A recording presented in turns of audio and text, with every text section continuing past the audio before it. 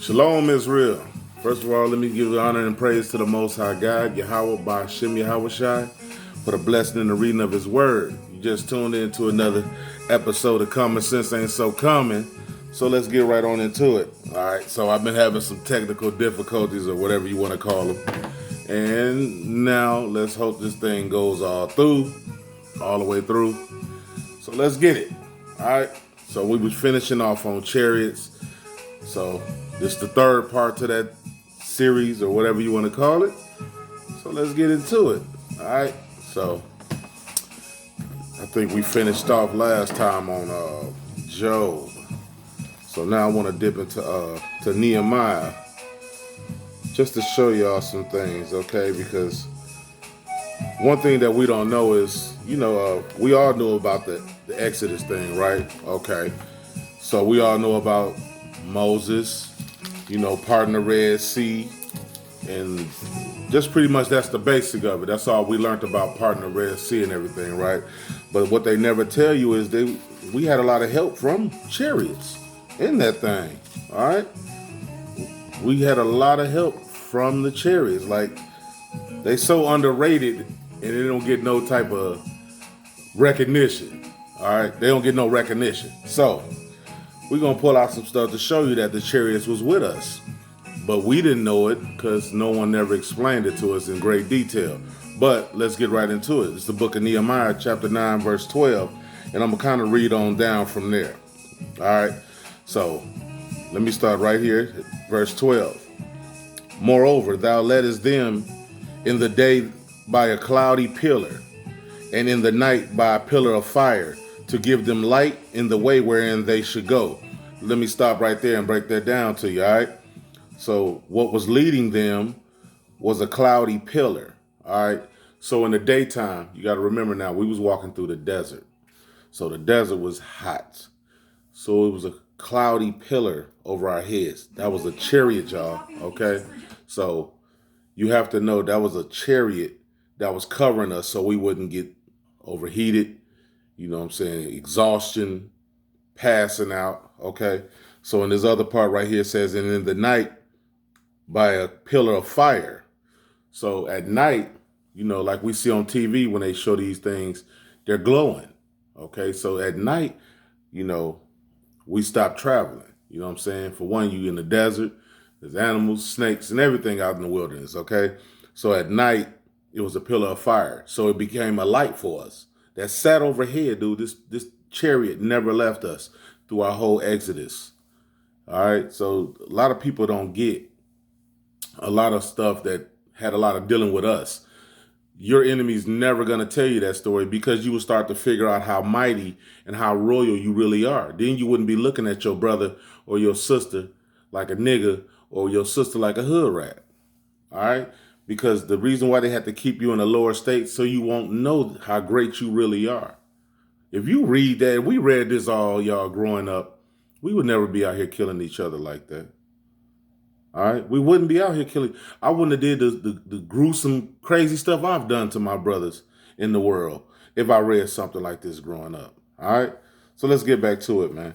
We're going to start at verse 13, book of Nehemiah, chapter 9, verse 13. Thou camest down also upon Mount Sinai, and spakest with them from heaven, and gavest them right judgments and true laws, good statutes and commandments. Stop. Now, on top of the chariots being over our heads, they're talking to us. And out of the chariots, they're giving us laws, statutes, and commandments. You see how this thing is all through this book, y'all? It's commandments we're supposed to be following all our lives. And we wonder why things is going so bad for us. You got to realize something. Whatever age you is right now, that's all your life of breaking God's commandments. And we wonder why things ain't happening good for us. All right, so moving on. Let's continue on. And made, this verse 14, and made us known unto them thy holy Sabbath. See that Sabbath? We supposed to be doing Sabbath, y'all. And commandest them precepts, statutes, and laws by the hand of Moses, thy servant. All right, so they was giving these things. The Most High God was giving Moses these laws, statutes, and commandments. That's when he was going up on Mount Sinai and coming back down just to run into us serving a false god already before he can even come back down from Mount Sinai. But that's a whole nother story. All right, so I digress. Let's continue on. Verse 15. And gave us them bread from heaven for their hunger, and brought us forth water for them out of the rock of their for their thirst. Excuse me. And promised us them that they should go in to possess the land which thou hadst sworn to give them. All right, so we was getting food out there from these chariots, y'all. Okay, we was getting food from these chariots, and a lot of this stuff is never even mentioned to us. You see, that's crazy. You don't think that's an important part in our history, y'all, to tell us? Them, if people would have told us this, y'all, we would have our whole train of thought would be so different. We would know what we was looking at when we see those lights in the sky. But guess what? Your enemy's never going to tell you that, because if he tell you that, you will start to move different. And guess what? It is written, and it's a promise from the Most High God, is when you come back to him, you're going to start seeing crazy things happening, because he's going to start back defending us. All right. That's why we're seeing the world disasters like we is now, because believe it or not, a lot of people is waking up, y'all, and they know it. Why do you think the war is brewing up? That's all because of us. All of this stuff that you see in the world got something to do with you. That's how important you are to the Most High God. And when you keep his commandments, best believe he's going to fight for you. He's going to dispatch angels for you. That's how powerful we were. That's how powerful our forefathers were. All right. So let's move on. All right. So we're gonna go on down to let's do. I wanna go over. I'm gonna go off the grid just a little bit, y'all. I'm gonna go to Jeremiah, just because it's been on my spirit to bring this thing out. I'm gonna go to Jeremiah chapter 31 and 8, just to show y'all something. This is a prophecy that he has for us, and to let you know that he's talking about where his most of his children. Now, we were scattered abroad everywhere, okay, but most of us was brought here. This is Mystery Babylon, okay, and I'm going to show you that. I'm going to show you exactly what I'm talking about. All right. This is the book of Jeremiah, chapter 31, verse 8. Behold, I will bring them from the north country. Stop. All right. What do they call us? You got South America, and then we are what? North America, right? Okay. So just letting you know, just to keep in detail where we at right here in this. So I'm going to start from the top. Behold, I will bring them from the north country, and gather them from the coasts of the earth, and with them the blind and the lame, the women with child, and her that travaileth with child together. A great company shall return thither. So what he's saying in that is our salvation. I read this to y'all before, where it says our salvation will be like none ever. This is what that's talking about too. This is going into that, because our next salvation, we're not marching up out of here. Remember, we overseas now.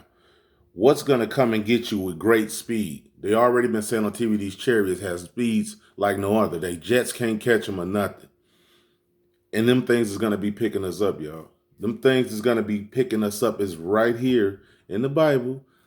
It might seem a little crazy to you. It seems crazy to me. But it's been in this book all along. But we've been too lazy to read. I'm gonna keep on. I'm gonna go some more. I'm gonna go deeper into it, just to let you know. Let's go to Isaiah 43 and 5. All right. So we'll know our salvation is gonna be like none other, y'all. We can't march out of here. It ain't gonna be no us holding no Martin Luther King type dude hand talking about we shall overcome. Nah, we ain't. That ain't how the Most High get at. We gonna overcome, all right. We gonna overcome for real. And I got another lesson I'm going to go into to show you the things that the Most High is going to be giving us, man. Like, this whole thing, when you read what the Most High is going to allow us to be doing, man, I'm going to tell you like this. You're going to bug out. It's really going to sound like some X-Men stuff. The things he said, we're going to be able to sprint and never get tired. We're going to be able to jump and take flight. We're going to be scaling from buildings to buildings, y'all. You know what I'm saying? I got a whole thing of that. I'm going to go into a whole nother lesson on that.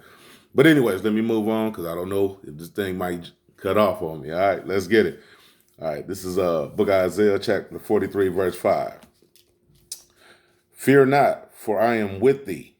I will bring thy seed from the east and gather thee from the west. Okay, so what that's saying is, he said he's going to grab our seed from the east and he's going to gather us from the west. Now over there, that's the east. What do they call us on this side? They call us the west, right? We're the western. All right, so that's what that meaning. And Most High, Christ said when he comes, he's going to be coming from the east. So you might want to look up and keep your eyes towards the east. Plus, you're supposed to be praying towards the east anyways, with your hands open, facing your homeland. We always thought Muslims, they took a lot of our stuff from us, out of our book, and put it in their book called the Quran. The Quran is doodle paper. All right. So, anyways, let's move it on. Let's get some more. We're gonna keep on going, y'all, because I'm gonna go a little further. All right. I'm gonna go a little further, y'all, because I'm gonna speed this up because now this one is gonna seem short, but I've been floating through this thing, for some days now. All right, so it's been kind of what it's been doing is I wanted to have this one whole stretch, but I ain't get it that way. But all praise to the Most High, I got the chance to still do it some more. So let's keep on going. All right, so look, this is Revelations. All right, now this is the end of the book, Revelations chapter 14, verse 14. All right, here it is. And I looked, and behold, a white cloud. There go that nickname again. A white cloud, and upon the cloud one sat like unto the Son of Man. Now y'all know what the Son of Man is? That's our big brother, Yahushua, Christ. Having on his head a golden crown, and in his hand a sharp sickle. I let you know he finna come in a chariot, y'all. And a sharp sickle doesn't represent anything squeezably, huggable, or anything, do it. So what the hell is our pastor been talking about? He gonna come back and it's gonna be all love and hugs. When he come back, it's drama. That's how you know. For one, I got a little theory. That's how you know he's a black man. All right, because what's the first thing you do when somebody in the hood, somebody jump on you? What's the first thing black people say? I'll be back. And that's what Christ did when they slew him and hung him on a tree. He said, next time when I come back, I will not be returning as a man. That's a gruesome thing to tell somebody. Imagine you say that and you meaning it. That's what our big brother said. He said, when I come back, I will not be coming back as a man. And he's coming to slay a lot of people if you're not on his side. If you want to stay with these people and live this world and enjoy the rest of America while you got it, but the next world to come is never going to end. So, like I tell people, you smokers and all that, you just don't want to change and all that, well, ride this thing on out because this is going to be your place of death and you're going to live here in your eternal fire. All right, but I'm rambling anyway. Let's get it on. Let's go to Acts. We're going to go to Acts chapter 1, verse 9. All right. So, like I tell people now, I got a new saying. I love you while you're here. That's all I can tell you. People are like, oh, man, that book is ooh-wop and it's all this. And I'm like, all right, bro, hey, I love you while you're here. That's all I can tell you. But that's about it. That's all I can tell you. I love you while you're here. You know what I'm saying? I'm trying to get a kingdom. And this all it takes. It ain't even grievous. He want to give the whole fight we've been dealing with our father is we don't want to own the world anymore. We don't want to own the earth. Who the hell doesn't want to own the earth? And wherever you set your foot, the Most High said you could claim as your land. Sign me up, y'all. You know what I'm saying? Sign me up. But anyways, it's the book of Acts chapter 1, verse 9. And when he had spoke these things while they beheld, he was taken up, and a cloud received him out of their sight. Now, remember, we used to always hear, and this is what I had always thought too, because I didn't know. You know what I'm saying? I didn't know no better.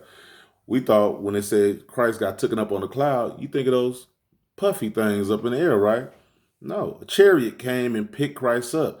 That's why he said the same way you seen me leave is the same way you're going to see me come back. That's a serious thing, man. It's not a game. The same way we've been reading about chariots what they call UFOs all our life and not even know it. We literally get to thinking a puff of smoke, that's water and vapor, y'all. That stuff ain't gonna get you nowhere. The Most High got picked up, and our Lord Yahweh got picked up on a chariot. All right, that's their vehicles, and they can use those, or they take flight themselves. They holier than us, y'all. They can do whatever they feel like they want. All right, so let me see. I want to go to Jeremiah because I'm gonna be going back and forth, and I'm gonna make this one quick too because I just don't want to take no chances. All right, so I'm gonna do this little part. If I need more, I might can get it on through if I quit just rambling. All right, so let me get Jeremiah chapter 51 and verse.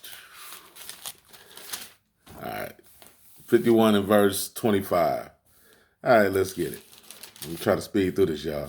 Bear with me. All right. Behold, I am against thee, O destroying mountain, saith the Lord, which destroyeth all the earth. And I will stretch out mine hand upon thee, and roll thee down from the rocks, and will make thee a burnt mountain. A burnt mountain. That might have went over a lot of y'all heads, man. It went over mine years ago. He said, behold, I am against thee, O destroying mountain. Man, one of them chariots is big as a mountain. He just called that chariot a destroying mountain. What the heck chariot that the Most High got out here that can destroy mountains? And it's big as a mountain. And he called it an old destroying mountain. It's a lot of things. If you didn't know how to bring it into precept and you didn't know what you was reading, it was going to go right over your head. Same like when he called it the children of Zion, that's us also. When you read that in the Bible, the children of Zion, that's us. The saints, that's us. You are the saints. All right. So I'm going to stop it right there. And I might just have to go back and do another one. You know what I'm saying? Lord willing, life lasts long. I'm going to be dropping another one. Shalom.